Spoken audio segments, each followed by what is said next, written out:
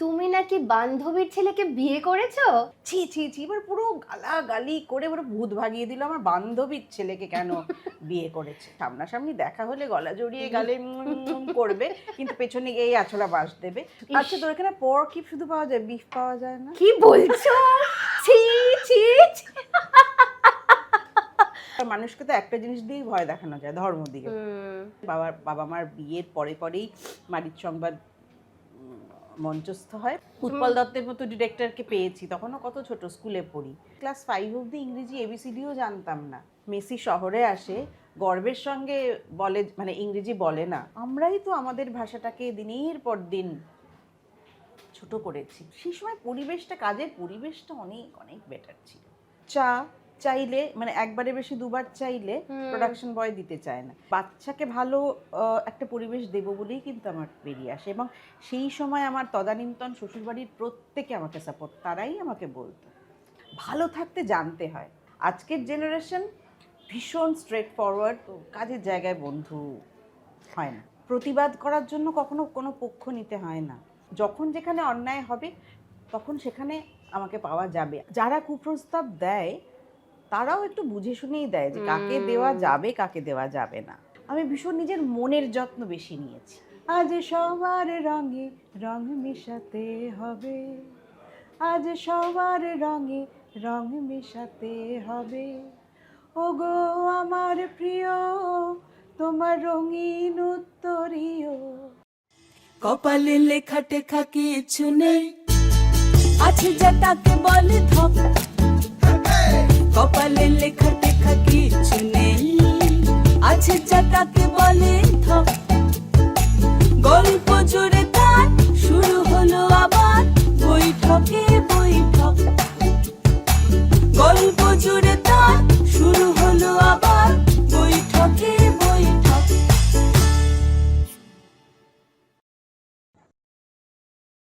আমাদের এই পর্বের স্পন্সর হলেন অন্নপূর্ণা স্বাদিষ্ট। ছেড়ে কলকাতা বন হব পগার পার, পুঁজি পাটা চুলোয় গেল, পেট চালানো হলো ভার।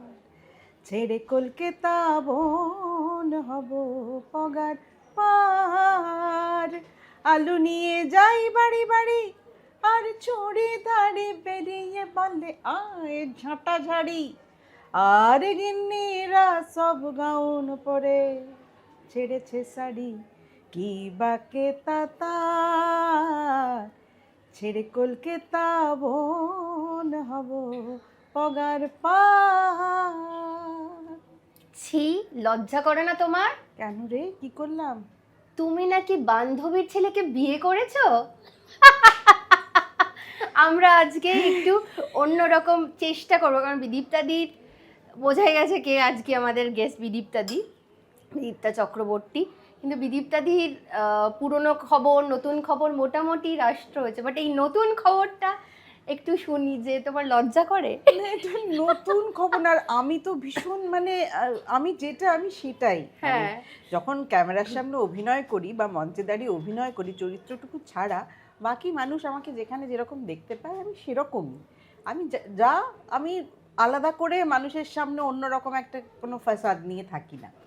তো কাজেই আমি কি করেছি, আমার জীবনটা কিভাবে কাটিয়েছি বা কিভাবে কাটাবো, আমার জীবনটা আমার, কাজেই সেটা আমি যেমন কাটাইও, আমার সেটা কারোর সামনে স্বীকার করতে বা বলতে, কোনো ইন্টারভিউতে বলতেও আমার আটকায় না। তো এইটার রিপ্লাইয়ে তুমি কি দেবে? না, এটার রিপ্লাইতে মানে অদ্ভুত অদ্ভুত ব্যাপার। একটা এরকম পডকাস্টে আমার শাশুড়ি যে আমার কতটা বন্ধু, যারা আমাকে ভালোবাসে, যারা আমার দর্শক, তারা সকলেই জানে যে আমাদের মধ্যে বন্ধুত্বটাই প্রথম ছিল, অনেক ছোটবেলা থেকে চিনি। তিনি আমার সম্পর্কে মানে আমার বাবা যাদের সঙ্গে কাজ করতেন, বাবার যারা সমসাময়িক, তাদেরকে কাকা পিসিই বলতাম, পিসি বলে ডাকতাম, কিন্তু বন্ধুত্বটা তো বন্ধুত্বই ছিল, ভীষণ বন্ধুত্ব ছিল। তো সেই বন্ধুত্বটার কারণে তিনি আমার বান্ধবী। তার পরবর্তীকালে যখন তার ছেলের সঙ্গে প্রেম হলো, লোক রে করে তেড়ে এলো, কি সেটা পডকাস্টে শুনে ছি ছি ছি, যেরকম লিখতে চলে আসে সোশ্যাল মিডিয়ায়, ছি ছি ছি, এবার পুরো গালাগালি করে পুরো ভূত ভাগিয়ে দিল আমার বান্ধবীর ছেলেকে কেন বিয়ে করেছে। এটাকে তুমি মেয়ে বলে বলছে নাকি? কারণ একটি আমরা এরকম প্রচুর গল্প জানি যে বন্ধুর মেয়েকে বিয়ে করেছে, কিন্তু তুমি বান্ধবীর ছেলেকে, এটা কি তোমাকে মেয়ে বলে বেশি তোমাকে প্রভোক করা বা পোক করা হচ্ছে? দেখ, এটা বলতে পারবো না। মেয়ে অ্যাকচুয়ালি আমি তো জীবনে কিছু করার চেষ্টা করছি, সেটা খুব প্রমিনেন্টলি করার চেষ্টা করছি বহু বছর ছোটবেলা থেকেই।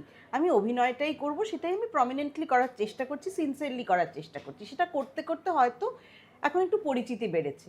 এবার এটা তো ঘটনা, লোকজনের একটু ভালো হলে এটা তো সমস্যাই। লোকজনের ভালো হলে, ভালো কেউ মুখে যতই সামনাসামনি দেখা হলে গলা জড়িয়ে গালে করবে, কিন্তু পেছনে গিয়ে আছলা বাঁশ দেবে। তো এরম লোকেই ভর্তি। তো কাজেই যাদেরকে আরোই চিনি না, যারা সোশ্যাল মিডিয়ায় যারা পরিচিত বা অপরিচিত বা হোয়াট এভার, তারা এসে যা খুশি বলে যাচ্ছে, হাসিই পায়, করুণাই হয়, এর বেশি আর কিছু হয় না। হ্যাঁ, যেমন এখন বিদীপ্তা দি পর্ক সসেজ সিপোলা খাচ্ছে। আচ্ছা, তোর এখানে পর্ক কি শুধু পাওয়া যায়, বিফ পাওয়া যায় না? কি বলছো? ছি ছি ছি। আমি বিফ খেয়েছি, কিরকম তুমি জানো? আমার পরিবার থেকেও একজন বলেছে যে ভাগ্যিস আমি আর ওকে নিমন্ত্রণ করবো না, বিফ খেয়েছি। আলা কি বাঁচান, বেঁচে গেছি, গিফট দিতে হবে না তাকে।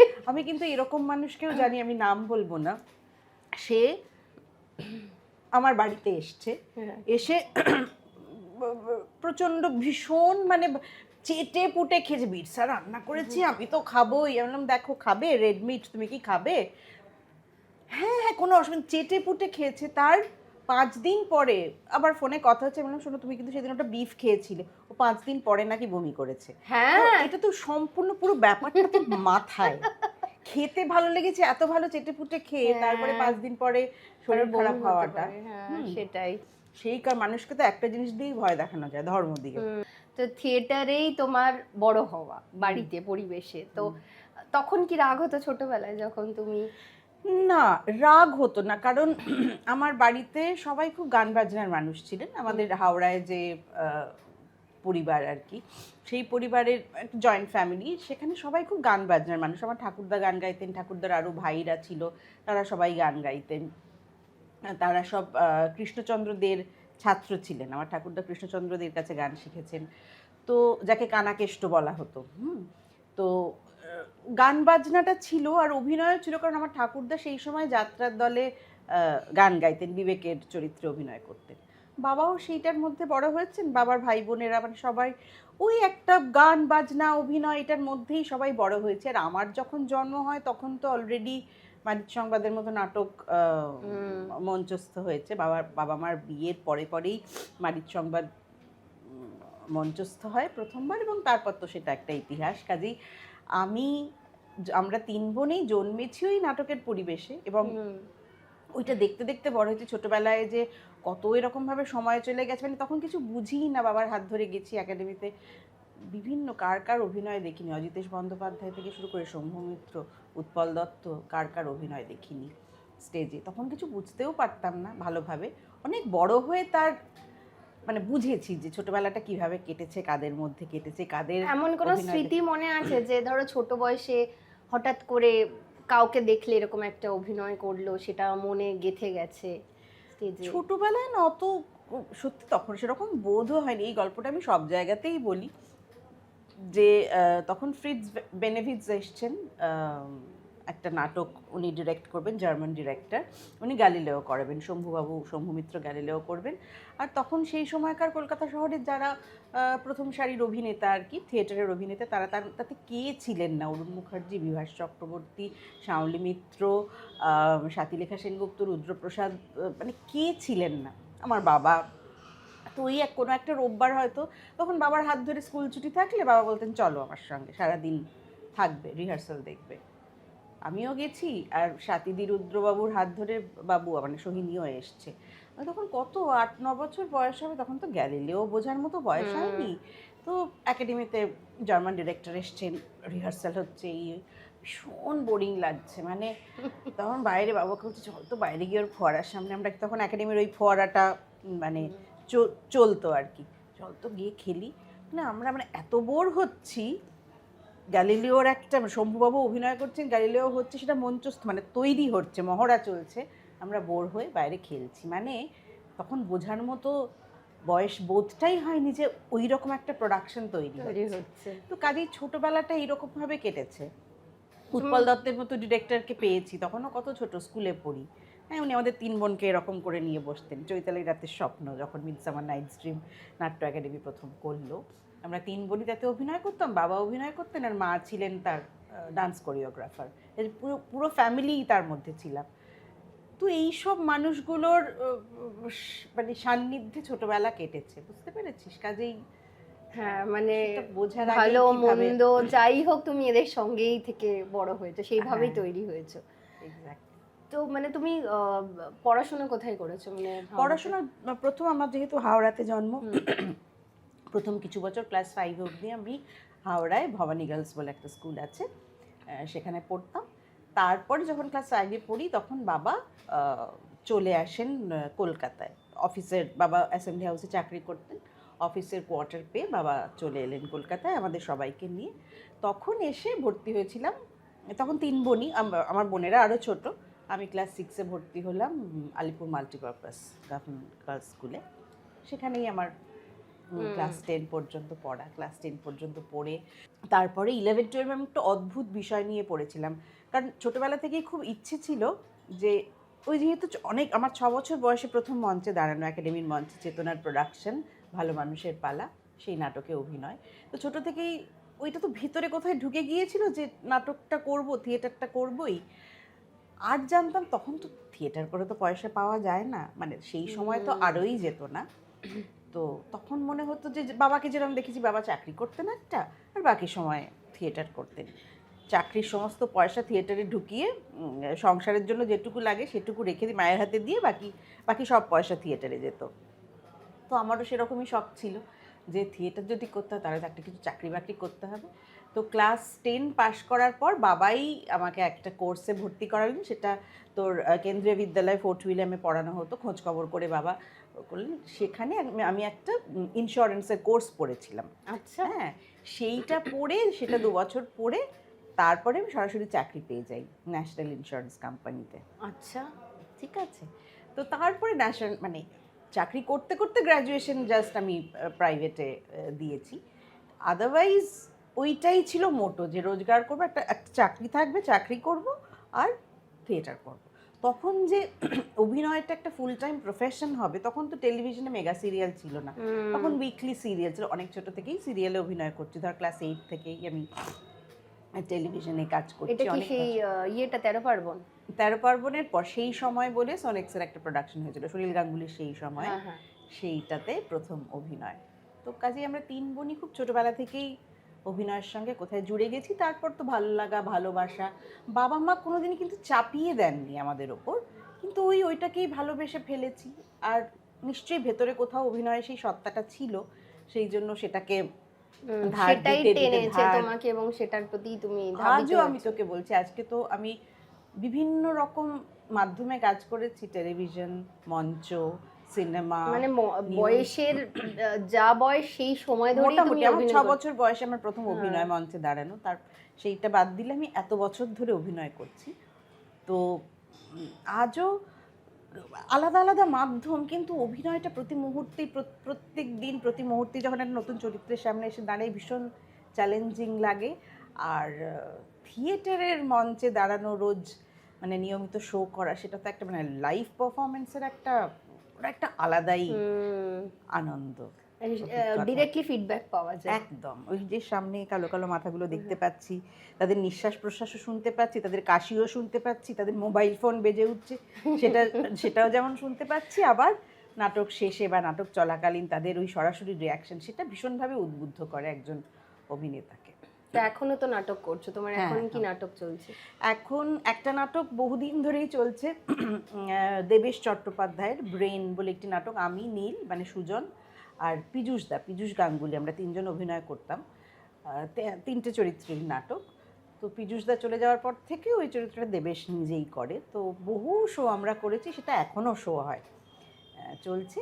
আর খুব সম্প্রতি সুমন মুখোপাধ্যায়ের নির্দেশনায় চেকভের আঙ্কেল ভ্যানিয়ার একটা অ্যাডাপ্টেশন উজ্জ্বলদা করেছেন, উজ্জ্বল চট্টোপাধ্যায়, ভানু। তাতে দেবশঙ্কর হালদার, সুমন নিজে, আমি, বিশ্বজিৎ দা, আরও নতুন জেনারেশনেরও অনেকে আছে, আনন্দরূপা, পায়েল, সায়ন, তো সকলের সঙ্গে অভিনয় করছি। খুব ভালো লাগে, মানে চেকভ তো একটা মানে এমন কত বছর আগে লিখে গেছে, মাত্র একটা জীবনে 7টা নাটক একটা মানুষ লিখেছেন, কিন্তু আজও সারা পৃথিবীর বিভিন্ন প্রান্তে যারা থিয়েটার চর্চা করে তারা চেকভ করেনি এটা হয় না, আজও সমানভাবে প্রাসঙ্গিক এবং অদ্ভুত। নাটক বা এই ধরনের কাজ করতে গেলে কতটা পড়াশোনা করতে হয়? মানে এখনকার জেনারেশন তো বলে যে পড়াশোনা করতে চায় না, মোবাইলেই সব পড়ে ফেলে। দেখ, এখন হয়তো ধরনটা পাল্টেছি। আমাদের সময় মোবাইল ছিল না, আমাদের সময় বই, আমাদের সময় পড়াশোনা করতে অনেক কষ্ট করতে হতো। এইটা ওইটার জেনে বন্ধুদের থেকে বা কোথাও থেকে শুনলাম, সেটা কোথায় পাবো, সেই বই কোথায় পাবো, কোন লাইব্রেরিতে যাব, এখন সব কিছু হাতের মুঠোয়। কাজেই পড়াশোনার করার ইচ্ছে থাকলে, যার ইচ্ছেটা আছে, যার জানার ইচ্ছেটা আছে, সে কিন্তু মোবাইল ইন্টারনেটের সুযোগ সুবিধে নিয়ে তার মতো করে পড়াশোনা করতে পারে। এখন তো আমিও তো এইসব প্রজেক্ট গুটেনবার্গ ওইসব আমি তো জানতাম, এগুলো সব মেয়েদের থেকে শিখেছি, যে তোমার এখন সব কিছু পিডিএফ নামিয়ে ফেলা যায়, বই পারে, সব সময় সব বই তো হাতে সময়ও থাকে না, হয়তো পেলাম না, একটা কোনো আমার রেফারেন্স দরকার, আমার মেয়েরা বলে এটা ওই সাইটে পাবে। কাজেই পড়াশোনার অভ্যেসটা একটা তার সঙ্গে কিন্তু এই কি বলবো, মোবাইল নেটওয়ার্ক ইন্টারনেটের কোনো বিরোধ নেই। একদমই তাই। আচ্ছা, একটা প্রশ্ন করি, বিতর্কিত প্রশ্ন আর কি। তুমি তো বাংলা মিডিয়ামে পড়েছো, কিন্তু তুমি তোমার মেয়েদেরকে কেন ইংরেজি মাধ্যমে পড়াচ্ছো? মানে তুমি তো যথেষ্ট সেই সময়, মানে আমরা প্রায় সবাই বাংলা মিডিয়ামে বড় হওয়া, হ্যাঁ, কেন এই জাস্ট কিছু বছরের মধ্যেই আমাদের চাহিদাটা বদলে গেল? দেখ, তুমি তো জানো যে তোমার মেয়ে বাইরে গিয়ে চাকরি করবে না, যে কারণে নাকি। না, সেটা তো আমি বলতে পারি না করবে না কিনা, কারণ ওকে তো আমি কোনোদিন, মানে ছোটবেলায় যখন ধর পড়াশোনা করার মানে বয়স হয়েছে, স্কুলে ভর্তি করেছি, তখন তো আমি জানি না তখন ও কি করবে, কারণ আমিও তো আমার বাবা মায়ের মতো কোনোদিন চাইনি যে চাপিয়ে দিতে। তুমিও যখন পড়েছো যে তুমি ওইটা করতে পারবে না, মানে ইন্স্যুরেন্স পড়তে, শোন, আমি খুব সত্যি কথা বলছি, আমাদের সময় আমারও তো কিছু বন্ধু বান্ধব ছিল যারা ইংরেজি মাধ্যমে পড়াশোনা করেছে। আমি তো ক্লাস 6, আমাদের সময়, আমি যেই সময় পড়াশোনা করেছি ক্লাস 5 অবধি ইংরেজি এবিসিডিও জানতাম না, সেটাও তো খুব একটা কোনো কাজের কথা না। ক্লাস 6-এ আমাদের ইংরেজি, এবং তখন হ্যাপি প্রিন্স পড়তে হচ্ছে, এই পড়তে হচ্ছে, তখন কিন্তু বেশ বেগ পেতে হয়েছিল। এবার ওই ইংরেজিটাও শিখে মানে নিজের মানে বাংলাটা যেমন জানি আমি, এমনি চোখ বন্ধ করে আমি লিখে দিতে পারি, বলতে পারি, বাংলা ভাষাটার উপর যে দখলটা রয়েছে, ইংরেজির উপর সেই দখলটা, সেটা তো আমাকে অনেক বেশি কসরত করতে হয়েছে, করে আমাকে শিখতে হয়েছে। আজকে এই গ্লোবালাইজেশনের যুগে শুধু ইংরেজি কেন, আমার মেয়েরা অন্যান্য ভাষাও শেখে, তাদের থার্ড ল্যাঙ্গুয়েজ ফ্রেঞ্চ। আমারও রিসেন্টলি খুব উৎসাহ হয়েছে, বিভিন্ন রকমের ভাষা শিখবো, একটু করে চেষ্টা করছি। কাজেই সেটা ভাষা শেখার জন্যে হতে পারে, কিন্তু আমাদের সময়, আমাদের ছোটোবেলায় আমার বাবার ক্ষমতা ছিল না ইংরেজি মিডিয়ামে পড়ানো, কিন্তু আমি যখন মা হয়েছি তখন আমার সেইটা হয়েছে যে ইংরেজি মিডিয়াম, কারণ তখন তো চারপাশে সবাই ইংরেজি মিডিয়ামে পড়ছে, এবং কিছু জায়গায় দেখেছি যে বাংলা মিডিয়ামে আমরা যে পরিবেশটা পেয়েছি, যেরকম টিচার পেয়েছি, যেরকম কারিকুলাম পেয়েছি, যেরকম সিলেবাস পেয়েছি, সেগুলো কোথাও যেন মনে হয়েছে আমার একটু ঘেটে গেছে।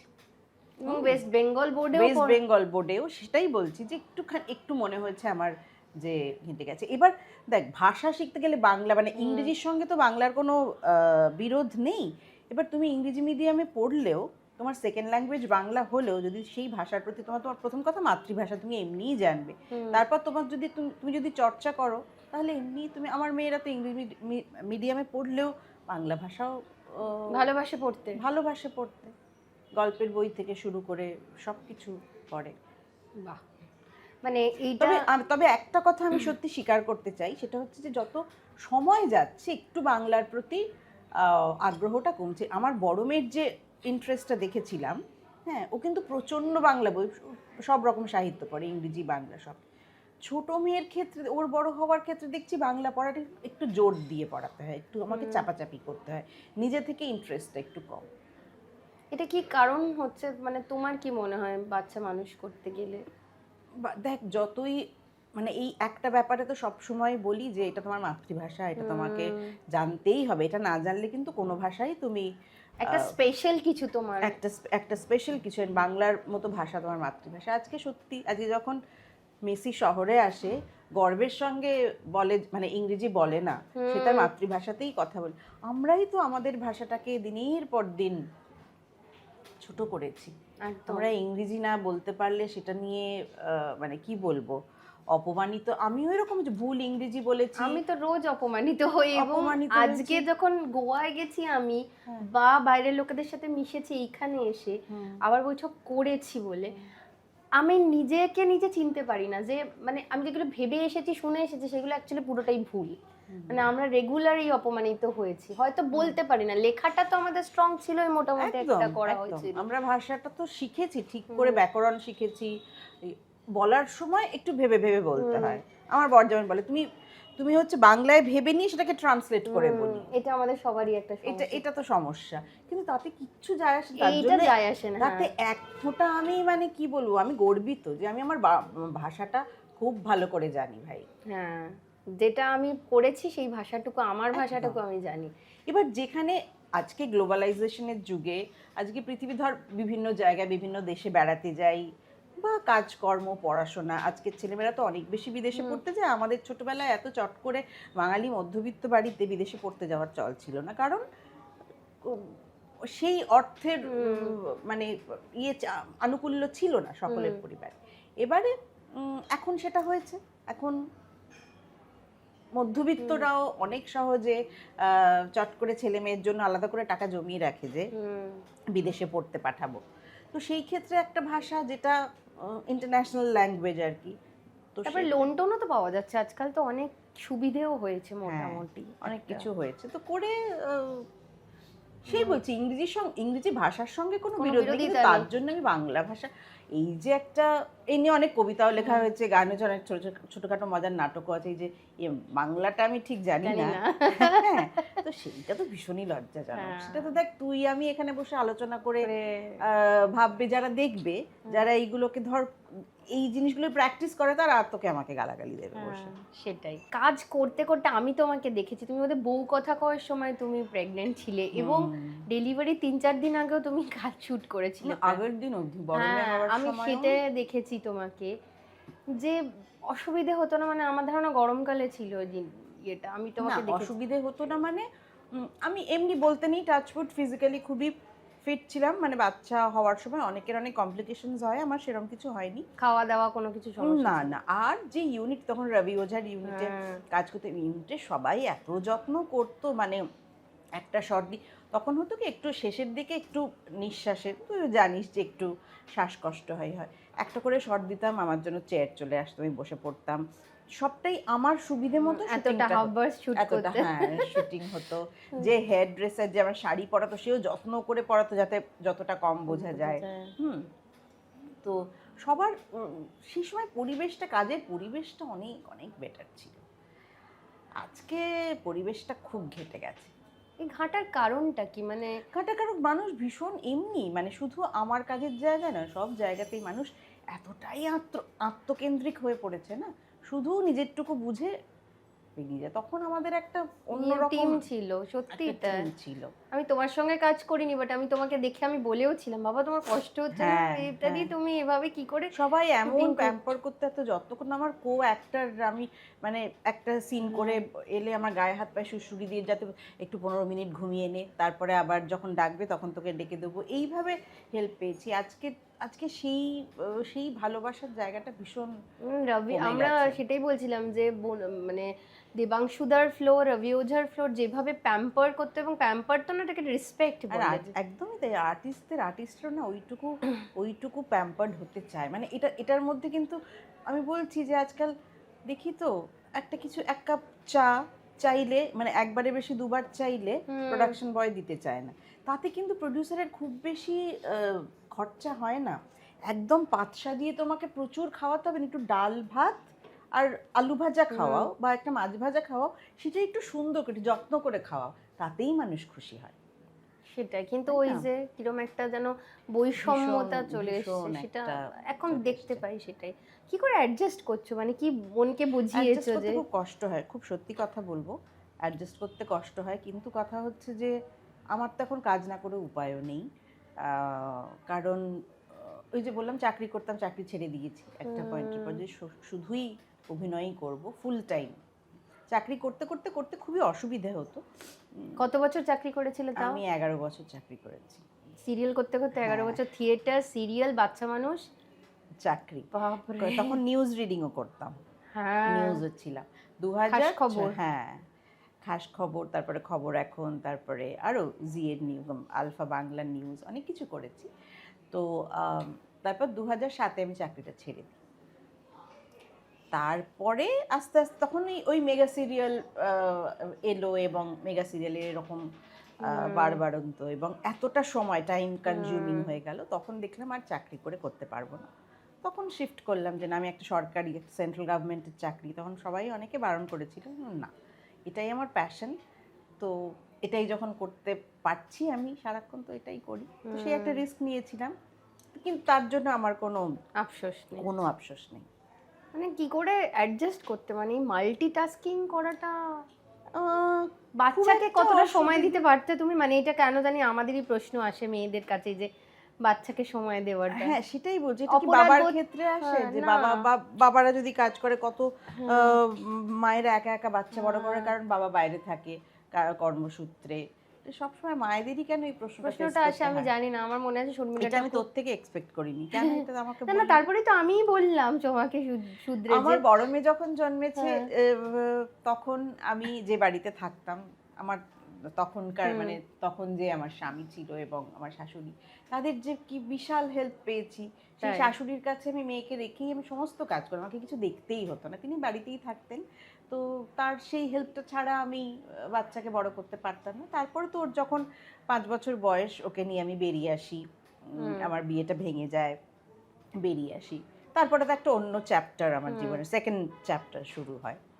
তারপরেও বেরিয়ে এসে যখন আমার এখনকার শ্বশুর শাশুড়ি, তাদেরকে পেলাম, তারা তো সমরিকে পেয়ে, আমার বড় মেয়েকে পেয়ে, তার মানে কোনোদিনও মনে হয়নি যে তারা তাদের বায়োলজিক্যাল নাতনি নয়, মনে হয়েছে নিজেরই নাতনি এখনও। তারপরে আমার ছোট মেয়ে হয়েছে, আমার দেওরের ছেলেমেয়েরা হয়েছে, কিন্তু সমরি আমার বড় মেয়ে, মানে সেটা সবসময় নাতি নাতিদের বলে, ও কিন্তু বড়, সব বিষয়ে বড়দের ওর সবার আগে অধিকার, তারপর তোমাদের। তো মানে অ্যাকচুয়ালি সমাধানটা আমরাই করতে পারি, মানে আমরাই পারি। এটাই আমরাই আমার পারি। প্রশ্নের উত্তরটাই ছিল, যে আমরা যে বলি যে মেয়েদেরকে, এবং আমার মনে আছে যে শর্মিলা ঠাকুরও বলেছিলেন, আমরা সবসময় ভালো মা হওয়ার চেষ্টা করি সবসময়, মানে ভালো কেরিয়ার নিয়ে। ভালো মা হওয়া মানে কি সারাক্ষণ মেয়ের সঙ্গে লেগে মেয়ে পরীক্ষা দিতে যাবে, সঙ্গে যাওয়া, গিয়ে দই চিড়ে খাওয়ানো, এই করা কোনোদিন করিনি। উল্টে আমার মনে আছে, আমার বড় মেয়ের যখন আইসিএসসি পরীক্ষা হয়, আমি গাড়ি করে বলেছিলাম যে একটু প্রথম দিনটা একটু স্কুলে পৌঁছে দিয়ে আসি। বলে একটাই শর্তে যেতে পারো, তুমি বলছো বটে যাবে, কিন্তু স্কুলের সামনে নামতে পারবে না। ওর ভীষণ ইয়ে হতো যে কি মা এসছে সঙ্গে পরীক্ষা দিতে, মানে ওরা একটু অন্য জেনারেশন, বুঝতে পেরেছিস তো, ওরা ভীষণ মানে ইন্ডিপেন্ডেন্ট, সেলফ সাফিসিয়েন্ট ওরা। কাজেই সেই মেয়েরা সেরকম হয়েছে বলেও আমার একটা সুবিধে হয়েছে, মানে সেইভাবেই বড় করতে পেরেছি, মানে এন্ড অফ দ্য। এটাকে তুমি যে সোসাইটিতে বাস করো, ওকে সেইভাবেই তৈরি করা হয়েছে বোধহয়, মানে না হলে তা না হলে তো চিন্তাধারাটা তো কাজ বদলাতো তা না। না হলে তো কাজ করতাম। কখনো কখনো কি ওর মন খারাপ হয়নি? সেটা অনেক বড় হওয়ার পরে বলেছে। স্কুলের প্রোগ্রাম, নাচবো, নানা রকম সব পোশাক আশাক পরে, রবীন্দ্র সদনের প্রোগ্রাম হবে, স্কুলের অ্যানুয়াল প্রোগ্রাম, কিন্তু মা শুটিংয়ে আটকে গেল, আসতে পারিনি, তখন মন খারাপ হয়েছে। কিন্তু সেটা তোমার বুঝিয়েছি। পাশে কেউ বলেনি, দেখেছিস তো তোর মাটা কিরকম অন্যের আমি মারা, সেরকম লোকদের সঙ্গে মিশিনি রে। না তোমার পারিপার্শ্বিক লোকরা নেই হয়তো, আর বাও কানে দেয়নি, এটা হতে পারে। হ্যাঁ, অবশ্য দিয়েছে কিনা আমি জানিও না, দিলে কোনোদিন সেটা নিয়ে আমাকে কিছু বলেনি, ও কমপ্লেন করেনি। এই যে তুমি ছোটবেলায় সমরিকে নিয়ে চলে এলে, সমরি কিভাবে এটা নিয়েছিল, বা তুমি সেকেন্ড ম্যারেজ, মানে অনেকেই আছে যারা বাচ্চাদের কথা ভেবেই কিছু করতে পারে না, ভয় পায়, তুমি কিভাবে সেটা ওকে বুঝিয়েছিলে, বা কিভাবে বোঝানো উচিত সেটা আমার। আমি সমরিকেই একটা সুন্দর পরিবেশ দেবো বলেই বেরিয়ে এসেছিলাম, না হলে কিন্তু আমি স্যাক্রিফাইস করে থেকে যেতে পারতাম। সমরি যদি না থাকতো, হয়তো আজও আমি জানি না, হয়তো আমি আমার যে প্রাক্তন স্বামী যে আজকে আর নেই, লালু সুভাষিস ব্যানার্জি, এমনিতে তো ভীষণ গুণী মানুষ ছিল, ভীষণ শিক্ষিত, ভীষণ গুণী, পুনের FTI থেকে পাশ করা সিনেমাটোগ্রাফার, প্রচুর কাজ করেছে, অনেক কিছু করেছে, কিন্তু ওই যাই হোক, যে কোনো কারণেই হোক, কিছু বদ অভ্যেস, সেই কারণে আমার বিয়ের আগে সবাই আমাকে বারণ করেছিল, কিন্তু আমি তখন এতই ভালোবাসা প্রেম, তখন আমার বয়সটাও এত কম, 24 বছর বয়স, ভেবেছিলাম যে না, বিয়ে করলেই ওর ঠিক হবে, ওকে আমি একদম ঠিক রাস্তা, তারপরে বিয়ের পরই বাচ্চা হলেই ঠিক হবে। কিন্তু সেগুলো যে আসলে হয় না, মানে আমার ক্ষেত্রে অন্তত হয়নি। সবার ক্ষেত্রে হয় না তাও বলবো না, কেউ কেউ আবার নিজেকে সেই মতো শুধরেও নিতে পারে, কিন্তু আমার ক্ষেত্রে হয়নি। তারপরে দেখলাম যে আমি যে পরিবেশটার মধ্যে আছি তার ভালো যেমন আছে, খারাপটাও একটা বাচ্চা অ্যাফেক্টেড হচ্ছে। সেই কারণেই বাচ্চাকে ভালো একটা পরিবেশ দেবো বলেই কিন্তু আমার বেরিয়ে আসে। এবং সেই সময় আমার তদানীন্তন শ্বশুরবাড়ির প্রত্যেকে আমাকে সাপোর্ট, তারাই আমাকে বলতো। আমার তখন যিনি শাশুড়ি, তখন তিনি বেঁচে ছিলেন, আমার খুড়শ্বশুড়ি, আমার খুড়শাশুড়ি, আমার খুড়শ্বশুর, আমার ননদ, এখনও তারা মানে সেই ননদ, মানে এখনও আমার ওই শ্বশুরবাড়ির সঙ্গে কিন্তু এই মানে ওই ব্যানার্জিদের সঙ্গে দাশগুপ্তদের কিন্তু প্রচণ্ড ভালো সম্পর্ক। ঠিক আছে, আমার ননদ আমার বাড়িতে এসে, আমি যদি না থাকি বাড়িতে, এক্স ননদের কথা বলছি, উল্টো দিকে বাড়িতে আমার শ্বশুর শাশুড়ির সঙ্গে আড্ডা মেরে যায়। তো মানে এবং ওর ভাইঝি তো সোমরি, কিন্তু ওর হচ্ছে এখন দুটো ভাইঝি, সোমরি আর রিদা, আমার ছোট মেয়ে। আচ্ছা। পুজোর সময় গিফটটা কিন্তু দুজনের আসে। বাহ। তো ওরাও সেরকম একটা ঔদার্য দেখিয়েছে, সেরকম ভালোবাসা, মানে আর আমিও কোথাও আমার মনে হয় আমার নিজের জায়গায় ঠিক ছিলাম। ওই সময় খুব কঠিন ছিল ডিসিশনটা নেওয়া, কিন্তু আমার মনে হয় যে আমি কোথাও একটা ঠিক ছিলাম, তাই তারাও তো আমাকে কেউ দোষারোপ করেনি, কেউ একটা খারাপ কথা বলেনি। আজও পর্যন্ত সেই বাড়ির প্রত্যেকে যারা এখনো রয়েছেন, প্রত্যেকের সঙ্গে আমার সুসম্পর্ক, বন্ধুত্ব। আসলে না, তুই কিভাবে ভাববি, কিভাবে ভাবছিস, সেটা ভীষণ ম্যাটার করে। মানে এরকম আরেকটা নয় যে জিনিস একটা হচ্ছে বিয়ে যে, ভেঙে যাওয়া, দুটো মানুষ একসঙ্গে নাই থাকতে পারে, কিন্তু তা বলেই মানে কাদা ছোড়াছুড়ি করতে হবে। এবং তোকে আমি এই কথাও বলছি, আমি চলে আসার পরে তারপর লালু যখন অসুস্থ হয়ে পড়ে, তারপরে তো ও চলে যায় সে, এবং আমার শাশুড়ি যতদিন বেঁচে ছিলেন, এক্স শাশুড়ি, সমস্ত দায়িত্ব কর্তব্য কিন্তু আমিই করেছি, ওদের আর কেউ ছিল না করার। লালুও যেদিন, লালুর মৃত্যুর যখন, মানে আমি তখন শুটিং করছি, আমার কাছে খবর হলো শরীর খারাপ, নিয়ে গিয়ে হাসপাতালে ভর্তি করলাম। হাসপাতাল থেকে যখন রাত্রিবেলা ফোনটা এলো 3:30-র সময় যে ও আর নেই, আমি কিন্তু সবার আগে বিরসাকে ডেকে তুলেছিলাম যে চলো নার্সিংহোমে যেতে হবে।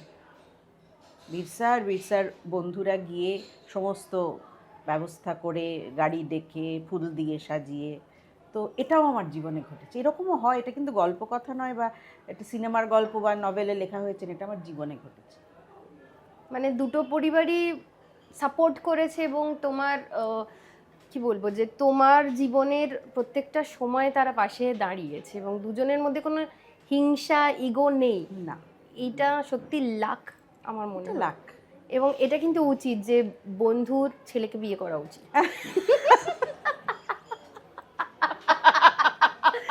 না হয় মানে এই লাকগুলো তো তখনই ক্লিক করে না যখন অন্যরকম কিছু কাজ করা হয়।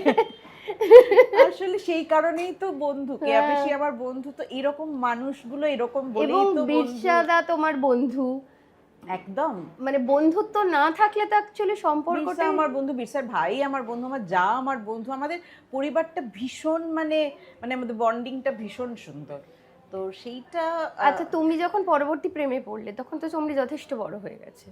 না, সবই তখন 5 বছর বয়সও কিনি যখন বেরিয়ে, হ্যাঁ ওই 6 6.5 এরকম। তো আসলে এত ভালো পরিবেশে থাকলে ও তো নিজেরই ভালো লাগছে, এত কিছু বোঝাতে তখন হয়েছে। আমার সঙ্গে বিরসার প্রেমটা হচ্ছে, বিরসা তো বলে যে তোমার প্রেমে যতটা না আমি পড়েছিলাম, তার থেকেও বেশি বোধহয় সমরির প্রেমে পড়েছিলাম। ওই বাচ্চাটা যখন আমার কোলে এসে উঠে, মানে আমি ওকে খেলতে নিয়ে যেতাম, এই করতাম, একটা অদ্ভুত মায়া। তো তোমার সঙ্গে থাকতে চাওয়ার কারণ, একটা বড় কারণ কিন্তু সমরি। মানে এই ভাবনাটাও যে কত জরুরি, যে তখন বিরসার কত 25 বছর বয়স, একটা 25 বছরের ছেলে আজকের দিনে উড়ে উড়ে বেড়ায়, কিন্তু সেই সময় ও দায়িত্ব নিয়ে আমার সঙ্গে থেকে, আমার মেয়ের দায়িত্ব নিয়ে, ওটাও খুব অ্যামেজিং। আর তুমিও পারতে না দুটো মেয়েকে মানুষ করতে যদি এরকম দায়িত্ব আমি Absolutely. বিশ্বদাকে সত্যি বলি যে এত সুন্দর মেয়েদের সাথে মনে হয় পুরো বন্ধু, হ্যাঁ ও তো ভীষণ পুরো বন্ধু একদম। যেভাবে মজা করে বন্ধুদের সাথে, মানে আবার বইটাকে প্রচুর বিশ্বদাকে দেখা যায়। হ্যাঁ দুটো তুই মেয়েকে- মেয়েদের সঙ্গেই দেখবি হ্যাঁ। এসে। আমাকে একদিন মনে আছে বিক্রম বলছে, বুঝলে আমি একটা কোথায় কোন রেস্টুরেন্টে খেতে গেছি, দেখছি বীরসাদা বসে আছে, আর উল্টো দিকে একটা ভীষণ পেছন থেকে দেখেই বুঝতে পারছি খুব সুন্দরী একটা ইয়াং কোনো একটা মেয়ে। আমি না আস্তে আস্তে লুকিয়ে লুকিয়ে পা টিপে টিপে টিপে টিপে উল্টো দিকে ভাবছি যে রিপ্তাদিকে তো জানাতে হবে, এরকম বদমাইশ লোকজনও আছে। ও বাবা, গিয়ে হতাশ হলাম, দেখলাম সৌম্রির সঙ্গে বসে আছে। কি যে হতাশ আমি হয়েছিলাম রিপ্তাদি। না আমি সবসময় দেখেছি সাইকেল চালিয়ে এলো, সোমরি কিছুটা বললো হলো, এবার যাও অন্য কিছু করো, মানে মজার বেশ। এই রিলেশনশিপগুলোই তো আমরা চাই জীবনে, মানে এগুলো দেখে শেখাটা খুব দেখ, জরুরি। চায় হয়তো অনেকেই, সবার সবার সেটা হয়ে ওঠে না। এবার হচ্ছে ওই ঠিক মানুষটাকে হ্যাঁ চুজ করা, সেটাতেই তো বারবার আমরা ভুল করি, সেটাও তো সকলের আমাদের হাতে থাকে না। এক্ষেত্রে আমার লাক কাজ করেছে যে আমি, অনেকের ক্ষেত্রেই হয়েছে আমি জানি, দ্বিতীয় বিয়েটাও ঠিক মতো ক্লিক করেনি, অনেক ঝামেলা অশান্তি ঝঞ্ঝাট, একটা মানে সবকিছুরই extra চাপ। নেগেটিভ হয় না, পজিটিভ কিছুও থাকে। Exactly. আর আসলে এটা আমার মনে হয়, তুই না নিজে যদি পজিটিভ থাকিস, হ্যাঁ নিজের পজিটিভিটি আর মানে সেটা ভীষণ জরুরি।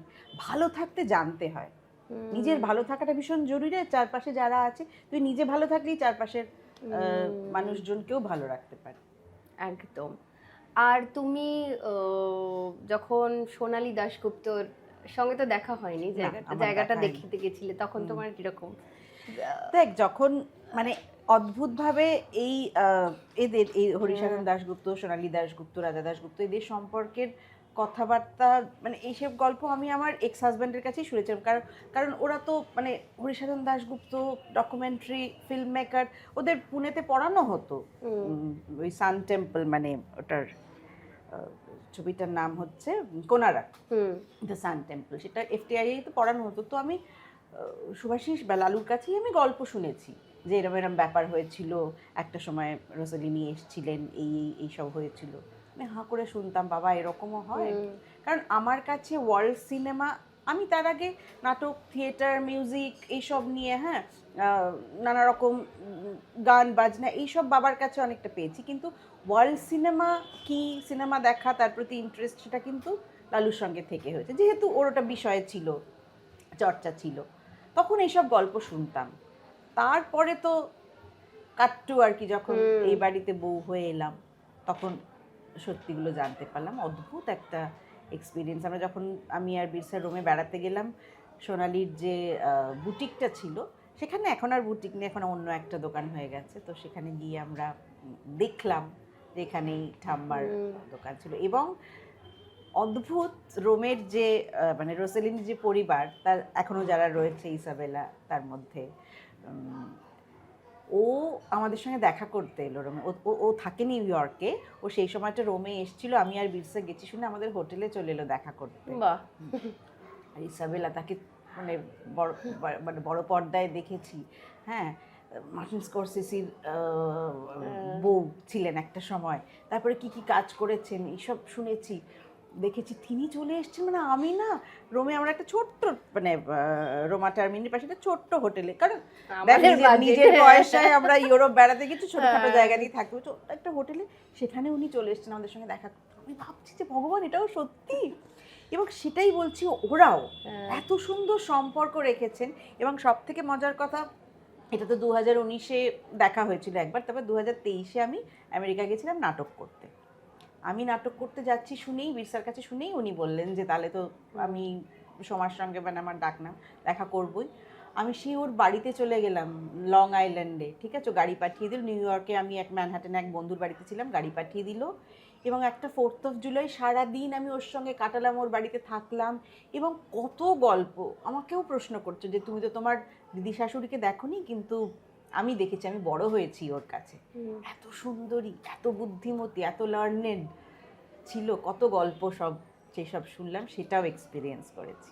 ওটা আমার একটা জীবনের শ্রেষ্ঠ দিনগুলোর মধ্যে একটা, ইসাবেলার সঙ্গে সারাদিন কাটানো। ভাবা যায়। এই সময় দাঁড়িয়ে সবাই বলছে জেনজি আলফা, তোমার তো দুটো বাচ্চা, এদেরকে এই যে টিন এদেরকে হ্যান্ডেল করা নাকি খুব ডিফিকাল্ট, মানে এই যে অ্যাডোলেসেন্স একটা যে সিনেমাটা ভয়ঙ্কর, তুমি দেখেছো কিনা জানি না। হ্যাঁ হ্যাঁ নিশ্চয়ই এরকম দেখেছি। একটা মানে এই জেনারেশনটা, তো এদেরকে কি করে তুমি, নিশ্চয়ই সেই সময় তোমারও একটা দেখ, প্রযুক্তির তো ভালো দিকও আছে, খারাপ, সেটা যে কোনো বয়সে। আমাদের সময় হয়তো ফোন ছিল না, ইন্টারনেট ছিল না, কিন্তু আমাদের সময় অন্যরকম বদমাইশিও তো ছিল। হ্যাঁ, কাজেই ওটা আসলে বদলাতে বদলাতে আসে। বাচ্চাদের একটা সবসময়ই দুষ্টুমি করার, অন্যদিকে চলে যাওয়ার, যেটা জানার কথা নয় সেটা তোর আমারও ছিল, যেগুলো নিষিদ্ধ, বাবা মানে ছোটবেলায় এই বই পড়বে না সেটা পড়ার জন্যই আমাদের, এর সঙ্গে মিশবে না তার সঙ্গে মেশার কেন বারণ করছে দেখি তো। এই যে একটা মানে কি বলবো, একটা জিজ্ঞাসু মন আর কি। হ্যাঁ, তো সেটা যেমন একজন অভিনেত্রীর বা অভিনেতার ক্ষেত্রে ভীষণ কাজে দেয়, তোর যদি কোয়েস্টটা না থাকে তুই কিন্তু নিজেকে গ্রো করতে পারবি না। হ্যাঁ, এবার সেটা কখনো কখনো আবার তো একটু বুমেরাং হয়েও ফিরে আসে। তো সেটাই আমার মনে হয় যে আমাদের ছোটবেলাতেও বাচ্চাদের নানা রকম বদমাইশির প্রবণতা ছিল, উপায় ছিল। এখন উপায়টা বদলে গেছে। এখন যেহেতু হাতের মুঠোয় সারা পৃথিবীর খবর, সব তাতে ভালোও যেমন হচ্ছে খারাপটাও হচ্ছে। ভালো খারাপ কিন্তু আমার মনে হয় সব সময় ছিল। আমরা অনেক কিছু বাবা মায়ের ভয়ে অনেক কিছু করতে পারতাম না, কিন্তু তার জন্য পরে কি আমাদের আক্ষেপ হয়নি যে আমার মানে আমি বলছি, আমার ছোট বোনেরই খুব ইচ্ছে ছিল যে এনএসডিতে গিয়ে পড়াশোনা করবে, নাটক থিয়েটার নিয়ে পড়াশোনা করবে, করবে। কিন্তু ও বরাবরই পড়াশোনায় খুব ভালো ছিল, কিন্তু এত ভালো রেজাল্ট করলো, বাবা ওকে বললেন যে তুমি এইটা নিয়ে পড়াশোনা। ওর কিন্তু আমি কথায় বুঝতে পারি যে একটা কোথাও ক্ষোভ কখনো বেরিয়ে আসে, যে আমি এনএসডিটা গিয়ে পড়াশোনা করতে পারলাম না বাবার কথা শুনে। কাজেই ক্ষোভ কোথাও কোথাও আমাদেরও ছিল, আমাদের ওই সাহসটা ছিল না। আজকের জেনারেশন ভীষণ স্ট্রেট ফরওয়ার্ড, ভীষণ ফোকাসড, ওরা জানে ওরা কি করবে, এবং এতটাই ম্যাচিওরলি ওরা নিজেদের হ্যান্ডেল করতে পারে। আমার তো এক এক সময় মনে হয় প্রতি মুহূর্তে ওদের থেকেও শিখি, প্রচুর কিছু মানে শিখি। আমি 8.5 বছরের আমরা মেয়ে অনেক থেকে কত ক্যাবলা রে, শিখি। আমরা অনেক ক্যাবলা বোকা ছিলাম, একদম এখনো আছি। ওরা এত যুক্তি দিয়ে এত সুন্দর করে কথা বলবে, এই সিচুয়েশনটা হ্যান্ডেল করতে পারছো না, দাঁড়াও, হ্যাঁ, ও খুব সহজে করে নিল। এই যে পিডিএফ খুব তোমাকে কুললি বলে দিচ্ছে যে এইটা তো এখানেই পাওয়া যায়, তুমি একদম। খুঁজছো। একদম। আমি একটা টেনশন করছি, একটা কিছু অর্ডার করেছি আসছে না, এই বাবা ক্যান্সেল করে, দাঁড়াও দাঁড়াও, সব কিছু উপায় আছে, এই গেল, এখানে কমপ্লেন করে দিল, এই করে দিল, এত কিছু যে ওরা জানে। হ্যাঁ, তো সত্যি তাই। সবটারই ভালো খারাপ দিক। এবার কোনো কোনো বাচ্চা হয়তো বাবা মায়ের সারাদিন ফোন ঘাটছে, আরে এটাই তো আমরাই তোদের হাতে তুলে দিয়েছি। আমরাই আজকে লকডাউনের সময়, আমার মেয়ে তখন ক্লাস 3, 4, 5 ও পড়েইনি স্কুলে গিয়ে, ও পুরোটাই সেই সময় আমার ফোন নিয়ে নিয়ে ক্লাস করতো। তার আগে অবধি ফোন ছিল না, কিছু ছিল না, একটা ট্যাব আমাকে কিনে দিতেই হলো, তা নাহলে আমার ফোনটা সারাদিন ধরে ব্যস্ত থাকছে। এই যে করোনা বা লকডাউনের সময় তো আমরাই সবার হাতে তুলে দিই, আদারওয়াইজ তো পড়াশোনা করতে পারতো না। কাজেই যুগের সঙ্গে তো তাল মিলিয়ে চলতেই হবে। এবার তোমার কি মনে হয় না যে তাদের এই যে আমরা আগে সন্ধ্যেবেলা, নিশ্চয়ই তুমিও খেলেছো পাড়ার ছেলেদের বা মেয়েদের সাথে, আমরা সবাই মিলে মাঠে গিয়ে খেলতাম, বা পাড়ায় একটা ক্রিকেট ম্যাচ হচ্ছে, বা রাত্রিবেলা, এখন কটা রাত্রে তুমি টেনিস খেলা বা এগুলো দেখতে পাই না আজকাল। খুব বললাম না, খুব সেলফ সেন্টার্ড হয়ে গেছে, নিজেদের এখন এইটা সব করলে তো WhatsApp মোবাইলও দেখতো না আমার মনে হয়। ঠিকই, কিন্তু কি করব বল, এটা তো সবাই, তুই আমি সবাই এটার দাস হয়ে গেছি। মানে কিছু করার নেই, আমরা এগিয়েও তো নিয়ে যেতে পারবো না। আজকে কিছু কিছু অভিনেতা বন্ধু আছে, নাম করেই বলছি, শাশ্বত, অপু, ওর দীর্ঘদিন কোনো মোবাইল ছিল না, ওর ওটাই যে আমি মোবাইল রাখবো না। এবার বেচারা ওর বউয়ের কাছে বম্বেতে মানে হিন্দি ছবিতে কাজ করছে, এত সারা ভারতবর্ষ জুড়ে কাজ করছে, ওর বউকে বেচারা সারাদিন তার কাছে ফোন আসতো, কল টাইম আসতো, সব কিছু আসতো। একটা পয়েন্টের পর তোকে নিতেই হলো ফোন। এখন এমন একটা অবস্থা হয়েছে তুই পারবি না। ওই খারাপ দিক আর ভালো দিক আমাদের। ব্যাপারটা হচ্ছে তুই তোর বাচ্চাকে কিভাবে একটু নজরদারি, একটু মানে যতই হোক, আমার ছোট মেয়ে, বড় মেয়ে এখন বড় হয়ে গেছে, 26 বছর বয়স হয়ে গেছে, ওকে আমি নিয়ে আর এতটুকুও চিন্তিত নই। ও নিজে, ওকে শুধু একটাই কথা বলা আছে, তুমি চেষ্টা করো। ও নতুন নতুন কাজকর্ম করার চেষ্টা করছে, নিজে কাজ করার চেষ্টা করছে, আমি চেষ্টা করে যাও। কারণ ওকে ওই বলেছে আমাকে এরকম প্লেটারে সাজিয়ে দিও না, আমি নিজেটা সবটাই স্ট্রাগল করে তারও তো সিনেমাটোগ্রাফিতেই হ্যাঁ, কিছু। নিজে একটা রিসেন্টলি ছবি বানিয়েছে, সিনেমাটোগ্রাফি। ও এটাও অদ্ভুত, আমি ভাবি যে ও তো সেভাবে ওর বাবাকে, মানে নিজের বাবাকে Biological সেভাবে, হ্যাঁ বায়োলজিক্যাল ফাদার, ও তো সেভাবে দেখেনি, পায়নি, অনেক ছোটবেলায় চলে এসছে। লালুও চলে গেছে খুব তাড়াতাড়ি, ও তখন ক্লাস 6-এ পড়ে। তো এটাও কিভাবে, এটাও কি জিনে থাকে আমি জানি না। কি সুন্দর যখন নিজে প্রথম ও একটা ছবি শ্যুট করলো, ক্যামেরা করলো, বন্ধু বান্ধবরা বললো কি ভালো শ্যুট করেছে, ভাবলাম জানি না হয়তো ওটাও জিনে থাকে, সেটা পেয়েছে। আবার এদিকে বিরসার সঙ্গে যেহেতু এতদিন সহকারী হিসেবে কাজ করেছে, ডিরেকশন, এডিটিং এইগুলোও শিখেছে, তো সব মিলিয়ে আসলে আমি কোথা থেকে কি ভালোটা নেব সেটা বোধহয় বুঝতে হয়। সব কিছুই খারাপ ভালো কোনো মানুষই তো আর, আমি আমার সবটাই ভালো তোর সবটাই খারাপ, এটা তো হয় না। তোরও ভালো খারাপ আছে, একদম। আমারও ভালো খারাপ আছে। এটা আমরা কি করে সেটাকে মানিয়ে নিয়ে অ্যাডজাস্ট করে চলছি। তুই কি যা যা করিস তোর সবকিছু আমার পছন্দ, এটা তো হওয়া সম্ভব নয় সম্ভবই স্বরলিপি। নয়। আমারও সবকিছু তোর পছন্দ হওয়া সম্ভব নয়, কিন্তু মতবিরোধ তো থাকবেই। কিন্তু তাই বলে আমি তোর নামে 4টে কুৎসা করে বেড়াবো, এটা আমার স্বভাবেই নেই। আমি এমনিতেই একদম খুব অপছন্দ করি।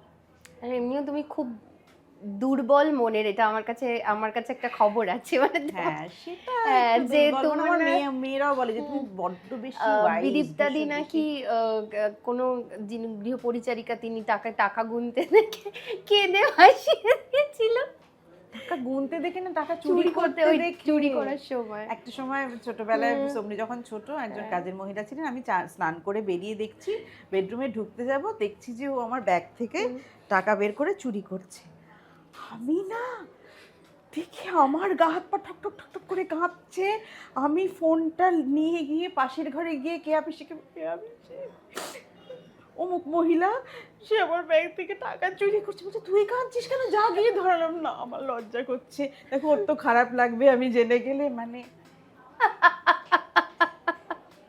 কি বলবি তুই। আমি সেটার জন্য এইরকমই। সেটার সময় কিন্তু আমার বেশ ভালো লেগেছিল, অন্যরকম একটা গল্প মনে হয়েছিল যে এরকম তো পাওয়া যায় না, মানুষে গিয়ে 4টে বাজে কথা বললো, বার করে দিল, মানে আমরা হ্যাঁ, মানে তারপরে যেটা হলো, মানে কি বলতো, তাকে আমি আস্তে করে ভালো কথাতেই কাজটা ছাড়িয়ে দিলাম, কিন্তু ও যে চুরি করে ফেলেছে সেটা আমি দেখে ফেলেছি, ওর তো নিজেরও খারাপ লাগবে, সেইটা আমি ওকে বুঝতে দিইনি। আমি যেই দেখে নিলাম যে সে খারাপ কাজ করছে, তাকে আমি সারা জীবনের মতো বাদ দিয়ে দিলাম। মানে তুমি ওই বাজে কথা বলে গালাগালি দিয়ে খারাপ ব্যবহারটা করতে পারো না। না, পারি না, একদম পারি না। একটু অভিনয়টা দেখার পরই মনে হলো যে এটা আমাদের পার্সোনাল রিকোয়েস্ট তোমার কাছে, যে একটু যদি তোমার এখনকার শাশুড়ির অভিনয় করে দেখা। এইটা আমার মনে হয় না কোনো পডকাস্টে এটা তুই করতে না, এটা কোথায়, এটা কে মাথায় দিয়েছে তোকে? আরে আমাদের যিনি প্রশ্ন করে দেন আমাকে, মোটামুটি এডিটে সাহায্য করে চুমিতা তিনি দি। তো আমার শাশুড়ির মানে জিগরি দোস্ত, বহু হ্যাঁ, বছর ধরে। হ্যাঁ। তিনি সব, মানে আমার হাড়ির খবর, বাড়ির খবর তিনি সব জানেন। হ্যাঁ, এটা ভীষণ মজা করে আমি বলি, এই যে বন্ধু বান্ধবী তো, হ্যাঁ ভীষণ, মানে কি আর ভীষণ ভীষণ মায়া সবার ছেলেদের প্রতি, বৌমাদের প্রতি, নাতি নাতনিদের প্রতি। ধর ফোন এলো, আর আমরা তো আমি তো আমার শ্বশুর শাশুড়ির সঙ্গে গল্প করতে বসলে, মানে সারাদিনের পর শুটিং করে গিয়ে আমার শ্বশুর শাশুড়ি হচ্ছে আমার গল্প করার মানে বন্ধু। সারাদিন কি হয়েছে না হয়েছে নানা রকম, আর ওরা ওদের সঙ্গে গল্প করতে বসলে না মনে হয় মানে সাগর থেকে মণিমুক্ত তুলছি। এত জীবনের এক্সপিরিয়েন্স, এত কিছু ঘটনা, ভীষণ ভালো লাগে। আমি খুব এনরিচড হই প্রতিটা মুহূর্তে ওদের সঙ্গে কাটিয়ে। তো যাই হোক, গল্প করছি, হঠাৎ ফোন এলো। ধর আমার বড় মেয়ে ফোন করেছে, কে পিসি আমার সঙ্গে গল্প করছে। হ্যাঁ বল সোমা, কি হয়েছে শুনি। এ দাঁড়া, হ্যালো সোমরাই, বলো মাম্মা কি হয়েছে। এটা হলো আমার বড় মেয়ে ফোন করে। তারপরেই ধর আমার দেওর ফোন করেছে, হ্যালো পিলান বলো, আচ্ছা তোমার শরীর ঠিক আছে, আচ্ছা আচ্ছা ঠিক আছে ঠিক আছে। এটা গেল আমার দেওরের ফোন। আবার গল্প করছি আমার বর ফোন করেছে, বিরসাকে বাবু বলে ডাকেন উনি। বাবুরাম, কি হয়েছে, রাত্রিরে ঘুম হয়নি? তুমি কিন্তু ওই ঘুমের ওষুধ খেয়ে ঘুমিও না, ঠিক আছে? না না, একটু তাড়াতাড়ি খেয়ে দিয়ে শুয়ে পড়বে, আর একটু এক্সারসাইজ করো। আগে তো সাইকেল চালাতে, এখন ছেড়ে দিয়েছো কেন বলো? না না, একদম ঘুমের ওষুধ খাবে না, ঠিক আছে মাম্মা? আচ্ছা, হলো। আমার যা ফোন করেছে, মিনিমা কেমন আছো, ভালো আছো? আচ্ছা, তারপর যা যা কথা হলো, এবার ধর আমি নেই, উনি অন্য কারোর সঙ্গে আড্ডা মারছেন, আমি ফোন করেছি, ধর তোর সঙ্গে, হ্যাঁ স্বরলিপি বল। ও বাবা, আবার বৈঠকের চাটা যা ভালো, উফ। দাদাটা ফোন আসছে, ধর আমি শোভা ফোন করছি, হ্যাঁ রে বল, হ্যাঁ রে বল, মানে তোমার কোনো নাম নেই। হ্যাঁ রে বল, এটা হচ্ছে আমার প্রতি অ্যাটিটিউড। সৌমা মানে এটা সিরিয়াস কোনো কথা, হ্যাঁ কাজের কিছু একটা ব্যাপার, আমি তো বলি সবার, ওটা উনি একদিনই করেছিলেন, এবার সারা জীবন ওনাকে এটার জন্য আমাকে অসম্ভব ভালোবাসেন, মানে সেটা নিয়ে কোনো, কিন্তু ওটা একদিনের মানে কোনো একটা কারণে করে ফেলেছিলেন সবার সঙ্গে, তো মানে মধু মাখিয়ে কথা, হ্যাঁ রে বল, বন্ধুরা ফোন করলে যেরকম করে কথা বলে, ওইটা নিয়ে একদিন করে ফেলে সারা জীবন আমাকে এটা শুনে মানে এবার বোঝা গেল কেন লোকেরা বলছে যে বান্ধবীর ছেলেকে। উফ বাবা, এই বান্ধবী ছেলে একটা কথা, এই যে পডকাস্টে এসে মন খুলে একটু কথা বলবো, হ্যাঁ একটা কথার কিরকম মানে এটা একটা আলাদা ট্যালেন্ট বলো, বিশাল ট্যালেন্ট এদেরকে। আমি ভাবি যে মাঝে মাঝে কন্টেস্ট দেওয়া উচিত, যে তোমাকে একটা খাতা পাঠানো হলো, তুমি প্রত্যেকটা জায়গা থেকে খুলে খুলে এনে সব কমেন্ট লিখতে থাকো, দেখি তোমার ভাষার কত জ্ঞান আছে। মানে ওদের কিছু হোমওয়ার্ক দেওয়া উচিত আমার মনে হয়। না, আমি এইসব নিয়ে আজকাল ভীষণ বিরক্ত এমনিতেই, মানে সব কিছু চারপাশে, মানে সব কিছু মিলেই এমন একটা হয়েছে না, আর আমি ভীষণ ক্লান্ত আর বিরক্ত হয়ে গেছি, আর ভাল লাগে না, মনে হয় চুপচাপ আমার কাজ, আমার দুটো মেয়েকে ঠিক করে বড় করা, হ্যাঁ আমি যেটুকু যার ভালো করতে পারবো, যার চারপাশে যেটুকু, আমি খুব বেড়াতে ভালোবাসি, হ্যাঁ আমি মিশতে ভালোবাসি, আড্ডা মারছি, ওই গুটি, আর যত বয়স বাড়ছে দেখছি বন্ধু সার্কেলটা কমতে কমতে কমতে কমতে কমতে কমতে ওই 2-4 জনে এসে চিন্তা ভাবনা কিরকম বদলে যায় না বন্ধুদের যত বয়স হতে থাকে, এটা আমিও লক্ষ্য করছি। না, এটা বয়সের জন্য, আমার স্কুলের বন্ধুদের একটা গ্রুপ আছে কিন্তু, যাদের সঙ্গে আমি ছোটবেলা থেকে স্কুলে মাল্টিপারপাসে পড়েছি, তাদের সঙ্গে এখনো দেখা হলে মাসে একদিন করে আমরা দেখা করি, হ্যাঁ এই কারণ তাদের সঙ্গে তো আমার লেনা দেনার কোনো সম্পর্ক নেই, কিন্তু কাজের জায়গায় তো ছোটবেলায় ভাবতাম এ বন্ধু ও বন্ধু, খুব বন্ধুত্ব ছিল, তারপর আস্তে আস্তে সব চিনতে শুরু করলাম, তো কাজের জায়গায় বন্ধু হয় না। আচ্ছা, এই যে তুমি প্রতিবাদের সময় প্রত্যেকবার রাস্তায় নেমেছো, ভয় করে না তোমার? না রে, মানে সত্যি কথাটা মুখের ওপর বলতে কাজ চলে যাওয়ার ভয় থাকে না, যেটা সবার মোটামুটি একটা হয়? না সেটা তো থাকে, মানে সেটা তো হয়েওছে, কিন্তু আমি জানি যে আমি ডাল ভাত খেয়েও কাটিয়ে দিতে পারবো, আমার ওই লাক্সারিটা নেই, আমার থাকার মতো একটু জায়গা, এই চড়ার মতো একটা গাড়ি, কারণ অনেক বছর নিজের পয়সায় নিজের গাড়ি চড়ছি, চড়ার মতো একটা গাড়ি, ওইটুকু থাকলে আমার হয়ে যায়। আমি খুব একদম মানে কি বলবো, মানে লাক্সারি লাইফ আমি লিড করি না, আমি খুব সাধারণভাবে থাকি, মেয়েদেরও সাধারণভাবে বড় করেছি, সাধারণভাবে থাকলে মনে অনেক শান্তি থাকে। প্রত্যেক দিন ওই কালকে আমার কি হবে, কালকে মানে এইটা না হলো, ওটা না কিনলে, ওই ব্র্যান্ডেড জিনিসটা না কিনলে আমি ওই পার্টিতে যেতে পারবো না, এটা যদি সারাক্ষণ আমার মাথায় চলতে থাকে তাহলে তো আমি পাগল হয়ে যাব। তো আমার দরকার নেই, আমার কাছে শান্তি অনেক ভালো। আমি গড়িয়াহাটের ফুটপাথ থেকে কিনেও জিনিসপত্র পড়ি, আবার যখন হাতে পয়সা থাকে তখন সাউথ সিটির কোনো ব্র্যান্ডেড দোকান থেকেও জিনিস কিনে পড়ি। আমাদের একটাই নেশা একটু আছে, এটা একটু এক্সপেন্সিভ নেশা, সেটা হচ্ছে ঘুরে বেড়ানো। সে তো আমারও, মানে বাঙালিদের মধ্যে এটা একটা খাওয়া ঘোরা, হ্যাঁ ঘুরে বেড়ানো, ওই যতদিন আছে আমি তো জানি দেখো, না। আমরা ভেজিটেরিয়ান হলে কত সস্তা হয়ে যেত, কিন্তু আমরা না রে, ভেজও আজকাল সস্তা, কে বলেছে আজকাল এই শীতকালে তুই সবজি, আমি তো নিজে বাজার করি, যা দাম। ভেজিটেরিয়ানরা তো ভেজ খায় না, ভেজিটেবলস খায় না, ওরা তো শুধু ঝোল দিয়ে পেঁয়াজ কি সবজি খেয়ে কাটিয়ে দেয়। না সেটা পারবো না, ভালো করে খাবো। আর ভাবো না, মাটনের কত কিলো, আমাদের কিন্তু চাই, ইলিশ মাছ আমাদের কিন্তু চাই, এটা আমাদের পয়সা জমাবো কোথায়? সেই কোন জমিয়ে কি হবে, কি করব জমিয়ে? সেটাই তার থেকে যে কদিন আছে, আমি পরের মুহূর্তে আছি কিনা আমি জানি না, কাজে মানে যতক্ষণ আছি আমি একদম আনন্দ করে ফুর্তি করে যেটুকু আমার প্রয়োজন, যেটুকু ভালো লাগে সেরকম করে কাটাবো। হ্যাঁ, এইটাতেই আমি বিশ্বাস করি। না তুমি তো যখন যে সময় সমস্যা হয়েছে, সে যে কোনো সরকার হোক বা যাই হোক, তুমি কিন্তু পথে নেমেছো। দেখ, আমি না প্রতিবাদ করার জন্য কখনো কোনো পক্ষ নিতে হয় না, কোনো কি বলবো, কাউকে অন্ধভাবে পক্ষ নিতে হয় না। যখন যেই অন্যায় করুক না কেন, আজকে 2007-এ যখন বামফ্রন্ট সরকার ছিল, যখন নন্দীগ্রামের মতো নিন্দনীয় ঘটনা ঘটেছিল, তখন মনে হয়েছিল যে সেটাকেও প্রতিবাদ করা দরকার। রাস্তায় নেমেও ছিলাম। তারপর সেখান থেকে প্রেজেন্ট ভ্যানে তুলে আমাদের লালবাজারে নিয়ে যাওয়া হয়েছিল। অনেকে সারা রাত ছিলাম, অনেকে এসেছিলেন আমাদের ছাড়ানোর জন্য। সেটা সেখানে গিয়ে তো তুমি যে মানে তোমাদেরকে কারাগারে কারাগারে রাখা হয়েছিল। তুমি নাকি ঢক ঢক করে কোনো জল খেয়ে নিয়েছিলে, সেই মুগ্ধ হয়ে গেছিল। মানে এগুলো তো হ্যাঁ, ভেতর চা খেয়েছি, বিস্কিট খেয়েছি, মানে খিদে পেয়ে গেছে তো, সারাদিন ধরে চেঁচামেচি রাস্তায় হেঁটেছি, এই করেছি। যাই হোক, সেই সময় সেটা অন্যায় বলে মনে হয়েছিল, প্রতিবাদ করেছিলাম। সেজন্য সবাই ভাবলো বোধহয় যে যখন তারপরে সরকার বদল হলো সেই সরকারের দিকে হেলে পড়বো। তা নয়, আবার যখন আজকে আরজিকর হচ্ছে, মনে হচ্ছে যে এটা প্রতিবাদ করা প্রয়োজন। তার জন্য 3.5 মাস কোনো কাজকর্ম ছেড়ে দিয়ে রাস্তায় থেকেছি কিন্তু ডাক্তারদের সঙ্গে।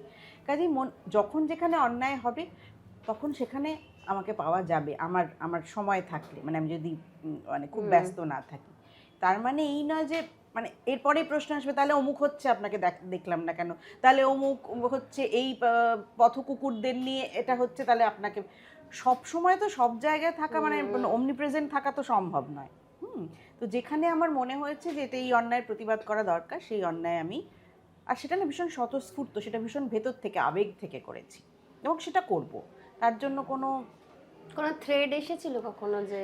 না, আমার কাছে ডিরেক্টলি ওরকম কোনো থ্রেড আসেনি, কিন্তু কাজে কর্মে একটু তো বুঝতে পারি, লোকজনের একটু ব্যবহারে বুঝতে পেরেছি যে না, একে একটু ব্রাত্য করে দেওয়া দরকার। সেটা তো টের পাই। তখন কাজ কি কমেছিল একটু? কাজ না, এমনিতেই আমাদের ইন্ডাস্ট্রিতে বিগত বেশ কিছু বছর ধরে কাজের সংখ্যাটা খুব কমে গেছে। সেটা আমি আলাদা করে এইটার কারণে আমার কাজ কমেছে যেটা অনেকে বলেছে, আমি সেটা বলতে চাই না। কাজ কমেছে, তখন কাজ কমার ছিল তাই কমেছে। আবার যখন কাজ আসার, আবার এখন কাজ আসছে, কাজ করছি। কাজেই যখন কমেছে কেন তোমার কি মনে হয়? না, এখন যেটা হয়েছে যে ভীষণ মানে কি বলবো, যে চ্যানেল অনেক থাকলেও সিরিয়াল, আগে ধর একসঙ্গে 65টা সিরিয়াল চলতো, তার মানে 65টা ইউনিটে কতগুলো মানুষ কাজ করতো। এখন সেটা রাতারাতি কমে যদি 30টা হয়ে যায়, তাহলে অতগুলো তো কমে গেল। তো সেইটা মাঝখানে খুব একটা টালমাটাল অবস্থা আমাদের ইন্ডাস্ট্রি, মনে আছে সেই সময় পুরো বন্ধ হয়ে গেল, 7-8 দিন কোনো টেলিকাস্ট হলো না। তার জন্য নানা রকম অনেক কিছু আছে, এই ফেডারেশনের ঝামেলা, এই ওই নানা রকমের মানে ইন্টারনাল অনেক রকম সমস্যাতে চলছিল। এখনো তো দেখছিস কিছু কিছু মানুষকে ব্রাত্য করে দেওয়া হয়েছে, তারা কাজ করতে পারবে না। তারপরে 2 দিন পরে তারাই দেখছি আবার ভিডিও করে বলছে যে না সব ঠিক আছে, মিটিয়ে নিয়েছি। কাজেই এখন ভয় করে যে মানে প্রতিবাদটাও যে করবো, যে কে কোন এজেন্ডা নিয়ে করছে। হয়তো আমাকে কেউ ফোন করে বলে এরকম একটা হয়েছে, আমরা একটা চিঠি লিখছি বা একটা প্রতিবাদ করছি, তুমি এসো। তারপরেই দেখি মুহূর্তেই সব কিরম পাল্টি খেয়ে এদিক ওদিক হয়ে যাচ্ছে। একদম ভীষণ স্কেপটিক্যাল হয়ে গেছি, খুব বিরক্ত হয়ে গেছি। ওই জন্য কাজের না ভেতরে মানে মানও পড়ছে, কোনো ভালো কাজও নেই সেরকম ভাবে। বললাম না, শুরুতেই বললাম সবাই আত্মকেন্দ্রিক হয়ে গেছে, সবাই শুধু নিজেরটুকু গোছাচ্ছে। ছবিতে তোমার সেরকম কাজ তো দেখা যায়নি। বিদীপ্তাদি কি এই সোশ্যালাইজড নয় বলে, সুন্দর সেজে গুজে যায় না বলে কি ছবিতে, মানে আমরা তো ছবির যারা কাজ করেন তাদের দেখেছি প্রচুর পার্টি করতে হয়, সেজে গুজে যেতে হয়। দেখ, সেটা আমি কি করে বলবো, আমি কেন ছবিতে কাজ পাই না সেটা তো আমি তো নিজে বলতে পারবো না। সেটা যারা ছবি বানান, যারা ছবি প্রযোজনা করেন, তারাই বলতে পারবেন। আমার পক্ষে এটা বলা সম্ভব না। তবে আমি কখনোই কি বলবো, মানে আশা ছাড়ি না। আমার মনে হয় যে আমি আরও অনেক ভালো ভালো কাজ করব যতদিন আমি এমনিতে খুব ওয়ার্কাহলিক, মানে ভীষণ ভালোবাসি কাজ করতে। কাজ না থাকলে আমার পাগল লাগে।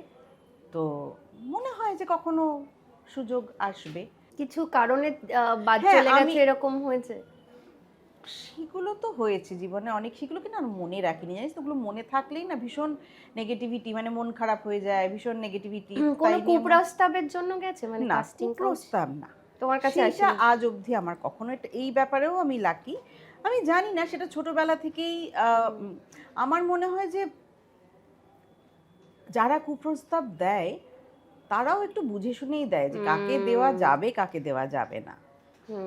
সেই জায়গায় নিজের মাথা উঁচু করে নিজের সম্মান নিয়ে থাকাটা আমরা অনেক সময় অনেককেই দেখেছি যে নিজের সম্মান নিজে রাখতে পারে না, এটাও একটা ব্যাপার। কই আমার কাছে তো কোনোদিন কোনো কুপ্রস্তাব আসেনি। অনেক এরকম মানুষের কথা শুনেছি যারা ডিরেক্টলি কুপ্রস্তাব দেন, তাদের সঙ্গে আমি কাজও করেছি, কিন্তু কই তো আমি তো কখনো কুপ্রস্তাব আমার কাছে পাইনি। এসেছে প্রচুর, হ্যাঁ, মেবি হয়তো সেটা হয়তো তুই নতুন। ছোট, হ্যাঁ। আমার অলরেডি, আমি তো বললাম আমার তো বয়স কম হলো না, আমি এত বছর ধরে একটা জায়গা করার চেষ্টা করছি, সেইটার একটা ভার তো আছে, সেই কারণে। আর ছোটবেলায় আমাদের ছোটবেলায় চারপাশে পরিবেশটা অন্যরকম ছিল, যাদের সঙ্গে কাজ করেছি, জোছন জেঠু, বেনু কাকু, মুকুদি মানে খেয়ালিদি, তারা সব এরকম করে হাতের এরকম করে তেলোয় করে কোনোদিন দেখোনি রাখতো। বোধ, বলো এরকম না, ভাবে তাদের ওই বাবার হাত ধরে এসেছিলাম, সেইভাবে ছোট থেকেই মানে সেই আদর যত্নটা পেয়েছি। তারপর যখন নিজে নিজে কাজ করতে শুরু করেছি, আমার আমার কোনোদিন, আমার বোনের হয়তো এরকম কিছু অভিজ্ঞতা হয়েছিল, সেটা আমি এক্স্যাক্টলি মনে করতে পারছি না, আমার না জেনে বলাটা ঠিক হবে না, কিন্তু আমার কখনো আসেনি এরকম কোনো। আর আমি না কোনোদিনই খুব সেই অর্থে ক্যারিয়ারিস্ট, মানে শুধুই অভিনয় করে যাব আর কিছু করব না, নিজের কেরিয়ারটাকেই আমি ভীষণ ওই মজায় আনন্দে নিজের জীবন মন যেমন চেয়েছে, প্রেম করেছি, প্রেমে পড়েছি, বিয়ে করেছি, বিয়ে ভেঙে গেছে, আবার আমি ভীষণ নিজের মনের যত্ন বেশি নিয়েছি, মন যেমনটা চেয়েছে, যেটাতে আমার মন ভালো থাকে সেরকম করেছি। তো সেই জন্য হয়তো আরেকটু সিরিয়াস, আরেকটু সিনসিয়ার হওয়া উচিত ছিল আমার কেরিয়ার নিয়ে। আমি কাউকে দোষ দেবো না, সেটা আমারই দোষ, আমি অত মানে তুমি নিজে অ্যাকচুয়ালি খুব ভালো মানুষ, তার জন্য তুমি চারিদিকে ভালো, মানে তুমি কখনোই নিজের মধ্যে নেগেটিভ থটস আসতে দাও না, কারোর প্রতি, কখনোই আসতে দিই না। নেই। কেউ কিছু খারাপ করলেও মানে সেরকম তো ওই হয়েছে, যেরকম টাকা চুরির সময় হ্যাঁ আমি তোমার মনে তাকে হচ্ছে। বাদ দিয়ে দিলাম, কিন্তু হ্যাঁ, ভাল লাগে না, আর আমার মন খারাপ হয়ে যায়। মন খারাপ হয়ে যায়, আর মন খারাপটা তুমি আর করতে ওইটাই চাও মানে না। ধর এই যে কাউকে বিশ্বাস করতে পারবো না, আমার ধর এখানে এসে তোর ওই যে ক্যামেরার পেছনে যে রয়েছে, তোমার নাম কি? স্নিগ্ধা। স্নিগ্ধাকে আমি আজকে প্রথম চিনলাম, ওর সঙ্গে যদি আমার ধর দুটো কথা হয়, প্রথম দেখাতেই আমি একটা মানুষকে জাজ কি করে জাজ কি করে করব, আমি ওকে অবিশ্বাস কেন? একটা মানুষের সঙ্গে মানুষের দেখা হলে আমি প্রথমেই না না ওকে তো আমি চিনি না, ওর সব কথা বিশ্বাস করা ঠিক, এটা আমি পারি না, তার জন্য আমি আজও ঠকি। কিন্তু বিশ্বাস করে ঠকবো তাও ভালো, কিন্তু আমি প্রথমে কোনো মানুষকে আমি অবিশ্বাস শুরুতে করতে পারবো না। দারুণ। আচ্ছা চলো, আড্ডা তো হলো, এবার একটুখানি ঝটপট আগুনে ঝাঁপ দেওয়া যাক। আগুনে? হ্যাঁ, র্যাপিড ফায়ার। জল জল চিতা দ্বিগুণ দ্বিগুণ পরানো সখী বিধবা বালা, সুমিতাদি খুব খুশি হয়ে গেছে। জলুক চিতার আগুন পুরাবে এখনি প্রাণের জ্বালা। নে বল, বাহ, আগুনে ঝাঁপ দেওয়ার জন্য রেডি হ্যাঁ। আমি। তোমাকে যদি কোনো ফ্রিতে টিকিট দেওয়া হয়, বলা হয় দুটো অপশন, তুমলিং না গোয়া, কোথায় যাবে? তুমলিং। হ্যাঁ, এটা তো সস্তা হয়ে গেল। তাতে কি হয়েছে? আমি কিন্তু গোয়া এখনো পর্যন্ত যাইনি, তাই? জীবনে কোনো, এত ঘুরে বেরিয়েছি, গোয়া যাইনি কখনো। কিন্তু তুমলিং আমার মানে আমার ভীষণ। কতবার গেছো? 18 বার। প্রিয় পোশাক? শাড়ি। শাড়ি? বাহ। যখন মেয়েরা ঘ্যান ঘ্যান করে, ধরো কোনো একটা ডায়লগ যেটা মেয়েরা মিমিক্রি করে না, যে মা এটা বলে আমাদেরকে থামিয়ে দেয়, যে বার করে দেয়, চুপ কর না, আর ভাল লাগছে না, পরে বলবে, এরকম কোনো ডায়লগ আছে, পেটেন্ট ডায়লগ তোমার? না, সেরকম কিছু নেই, বা যেটা আমার মেয়েরা বলতে পারবে। আমার হ্যাঁ। আমি কি করি না করি অত আমার খেয়াল থাকে না, কি বলি। মানে রাগটা কি করে দেখাও মেয়েদের উপর, কখনো রেগে গেলে? রাগ দেখে একটু চেঁচিয়ে দিই আর কি। হ্যাঁ, এরকমও হয়েছে, দুমদাম চটচাপাটি মেরেও দিয়েছি, এরকমও হয়েছে। আচ্ছা। প্রিয় সঙ্গীত শিল্পী? প্রিয় সঙ্গীত শিল্পী তো অনেক রে, এটা এখন কার কথা মনে পড়ছে, যে যার গান শুনছো তুমি এই মুহূর্তে, কোনো গান শুনছো বা 2-3 দিন ধরে মাথায় গুনগুন করছে এরকম কোনো গান?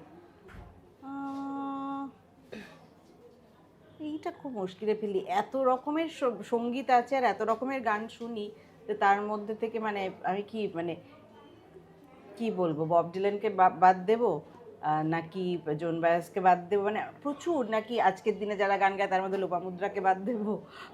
প্রচুর সঙ্গীত শিল্পীদের মধ্যে আমার খুব বন্ধু যারা রবীন্দ্রনাথের গান গায়, তার মধ্যে রূপা রঞ্জিনী আমার ভীষণ প্রিয় শিল্পী, ওর গান শুনতে আমার ভীষণ ভালো লাগে।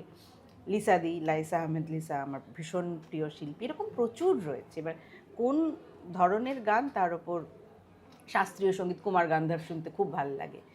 তো এরকম বিভিন্ন জায়গার বিভিন্ন রকম শিল্পীরা রয়েছে। আর কিশোর কুমার তো সব সময়। আর হেমন্ত মুখার্জি ভীষণ প্রিয় শিল্পী। ঠিক আছে, সবটাই নিয়ে নিলাম। হ্যাঁ, সবটাই নিয়ে নিই। আচ্ছা, এবার খাবার। ধরো বাঙালি খাবার, চীনে খাবার আর কন্টিনেন্টাল খাবার, তোমার পছন্দের কোন খাবারটা তুমি নেবে? বাঙালি খাবার। বাঙালি খাবার কি ভালো লাগে সব থেকে? বিউলির ডাল, আলু পোস্ত। মানে পোস্ত আমাদের জীবনে একেবারে ওতপ্রোতভাবে আমরা জড়িত। ধর যখন বাইরে কোথাও বেড়াতে গেলাম, বিশেষ করে বিদেশে, ইউরোপে কোথাও গেলাম, তখন তো গিয়ে তো ধর টানা 18 দিন শুধুই পাউরুটি চিবিয়ে যাচ্ছি আর মাংস খেয়ে যাচ্ছি। এই করে মাসি, যে আমার বাড়িতে যিনি থাকেন আর কি, মাসি দীর্ঘদিন ধরে আছেন, মাসি জানেন যে আজকে এরা বাড়িতে ফিরবে মানেই আর কিছু হোক না, বিউলির ডাল আর আলু পোস্তটা করতেই দরকার। তো বাড়িতে ঢুকে, মানে ল্যান্ড করে কলকাতায় ঢুকে বাড়িতে ঢুকেই আগে বিউলিরটা একটু গন্ধরাজ লেবু চিপে আলু পোস্ত। বিদীপ্তাদি ঘুরতে ভালোবাসে, বিদীপ্তাদি খেতে ভালোবাসে, হ্যাঁ। বিদীপ্তাদি মানে বাঙালিদের যা যা পছন্দ সেগুলি পছন্দ, পাক্কা বাঙালি একদম একদম। আর গর্বিত পাক্কা বাঙালি একদম একদম। নিশ্চয়ই। আর বিদীপ্তাদি খুব ভালো মনের মানুষ, এই জন্য সব ভালো ভালো মনের মানুষদের সাথে যুক্ত হতে পারে। এইটা মানে আজকে ব্যক্তিগত বিদীপ্তাদির সাথে গল্প করে বেশি ইন্টারেস্টিং লাগলো। আর সত্যি কথা, মেয়ে হয়ে এবং মেয়েদের সঙ্গে থেকে যে তুমি বড়, মানে তুমিও বড় হচ্ছে, ওরাও বড় হচ্ছে, একদম নিশ্চয়ই। তো- প্রতি মুহূর্তে আমার সেটাই মনে হয়, ছোটদের না আমরা ভীষণ বাবা মায়েরা ওই যে চাপিয়ে দিই, বকি, মানে ভীষণ আমাদের ইচ্ছে অনিচ্ছেগুলো ওদের ওপর চাপিয়ে দিই। তো আমার মনে হয় ওদেরকেও একজন, মানে কি বলবো, ম্যাচিওরড অ্যাডাল্ট হিসেবে ট্রিট করলে, কারণ ওদেরও মতামত আছে, সবসময় যে আমরা যা বলছি সেটা ওদের করতে ইচ্ছা করছে এমনটা নাও হতে পারে, আমরা ভীষণ চাপিয়ে দিই। সেইটা আমি খুব মানে শিখেছি, সেটাও কিন্তু আমি শিখেছি। আগে আগে করতাম, কিন্তু তারপরে আমি শিখেছি যে না, এটা করলে বাচ্চারা আরো বেশি বিগড়ে যায়। মানে তো ওদেরকে বড় করতে গিয়ে আমি নিজেও বড় হচ্ছি। তোমার যেমন অভিনয়ে তুমি ম্যাচিওর হয়েছে, তেমনি মা হিসেবেও তুমি ম্যাচিওর। নিশ্চয়ই, মানুষ হিসেবে অভিনয়টা তো আমি আমার মানুষ সত্তার বাইরে নয়, মানে আমি তো অভিনয়টা তো আমার সত্তার মধ্যেই তো ধারণ করি, কাজে আমি মানুষ হিসেবেও যত নিজেকে উন্নত করতে পারবো, আমার মনে হয় আমার ভেতরে যে শিল্প আছে, শৈল্পিক চাহিদা আছে, সেটাও তত বাড়বে এবং বড় হবে। তোমার জন্য কিছু ছোট ছোট উপহার আছে, সেটা হচ্ছে দেজের তরফ থেকে 30% ডিসকাউন্ট ভাউচার। বাহ, খুব ভালো, থ্যাংক ইউ। লাস্ত্রাদার তরফ থেকে, এটা রেখে, হ্যাঁ, লাস্ত্রাদার তরফ থেকে আছে 30% ডিসকাউন্ট ভাউচার। Thank you. প্রতিক্ষণের তরফ থেকে আছে 30% ডিসকাউন্ট ভাউচার। Thank you. আমার থেকে আবার বৈঠকের তরফ থেকে আছে একটা 1000 টাকার ভাউচার। Thank you. আচ্ছা, আমি যে চশমাটা পরেছিলাম সেটা ও স্টোরে, এটা সেলিমপুরে, আচ্ছা, তার তরফ থেকে আছে একটা 25% ডিসকাউন্ট ভাউচার। এবার খাওয়া দাওয়া, যেটা ছাড়া হয় না, হাটেরি গ্রিলসের তরফ থেকে আছে একটা 750 টাকার ভাউচার। এবার একটু সাজগোজে যাই, বিবনির তরফ থেকে একটা 500 টাকার ভাউচার। বাহ, থ্যাংক ইউ সো মাচ।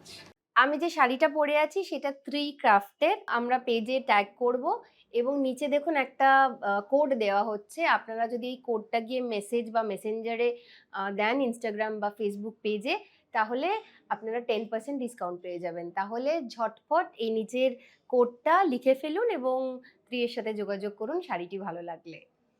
এত ভালো লাগলো তোমার সাথে আড্ডা দিই, এবং আজকে সত্যি বলছিস? হ্যাঁ, ভীষণ, এবং তুই অন্যরকম। অনেকদিন আমাকে চিনিস, তাই একটু বায়াসড হয়তো সেই জন্য। না না, তুমি খুব মানে দেখো, তোমার গল্প, আমরা তো গল্প জানি, এবং হয়তো তোমার সাথে আমার সেরকম কখনো দেখা হয়নি, এখানেই যা একটু আধটু দেখা হয়েছে। দেখ স্বরলিপি, একটাই কথা বলি, পৃথিবীতে এসছি, কদিন থাকবো, এবার আমি কি অভিনয় করলাম, কি করলাম, সেটা তো অন্য, সেটা লোকে মনে রাখলো না রাখলো, কিন্তু আমি যদি সত্যি কাউকে তার মধ্যে পজিটিভিটি দিতে পারি, মানে কেউ যদি আমার সঙ্গে তার মানে ভীষণ কঠিন সময়ে, খুব দুঃখের সময় সে যদি আমার কথা মনে করে, আমার সঙ্গে সময় কাটিয়ে তার ভালো লাগে, সেটা আমার কাছে অনেক বড় উপহার, জানিস তো। মানে সেই পজিটিভিটিগুলো আমি সবসময় চেষ্টা করি, আমার কাজের জায়গা তো ফ্লোরে যারা আমার সঙ্গে মেকআপ রুম শেয়ার করে, সব সময় চেষ্টা করি মানুষের থেকে নেগেটিভিটি যত দূর করা যায়, তাতে মন ভালো থাকে, শরীর ভালো থাকে, বাঁচাটা খুব আনন্দের হয়, সেটা আমি নিজে বিশ্বাস করি, এবং এই বিশ্বাসটাই আমি ছড়িয়েও দিতে চাই সবার মধ্যে। একদম। আর এই এপিসোডটাকে তো সত্যি অনেক কিছু ব্যক্তিগত বিদীপ্তাদির পজিটিভিটি নিয়ে জানা গেল, যেটা আমিও অনেকটা জানতাম না। মানে খুবই ভালো লাগলো, আমার মনে হয় যে সবার ভালো লাগবে, এবং খুব পজিটিভ একটা এপিসোড হয়েছে। Thank you. তাই এই পজিটিভ এপিসোডটা আমরা একটা পজিটিভ গান দিয়ে এবং পজিটিভ নোটে শেষ করব। আজ সবার রঙে রং মেশাতে হবে, আজ সবার রঙে রং মেশাতে হবে। ওগো আমার প্রিয় তোমার রঙিন উত্তরীয়, পরো পরো পরো তবে রং মেশাতে হবে, আজ সবার রঙে রং মেশাতে হবে। আমাদের এই পর্বের প্রশ্ন হলো, আমাদের আজকের অতিথি বিদীপ্তাদি কত বছর বয়সে মঞ্চে প্রথম দাঁড়ায়? কত বছর বয়সে বিদীপ্তাদি প্রথম মঞ্চে দাঁড়ায়? ঝটপট উত্তরটি পাঠিয়ে দিন নিচে দেওয়া মেল আইডিতে। আর আমাদের অনুষ্ঠানটি ভালো লাগলে অবশ্যই সাবস্ক্রাইব করুন, শেয়ার করুন, আর নিচে দেওয়া হাই বাটনটি অবশ্যই প্রেস করুন। ধন্যবাদ, আর সবাইকে হ্যাপি নিউ ইয়ার। এই বছরটা আপনাদের খুব ভালো কাটুক।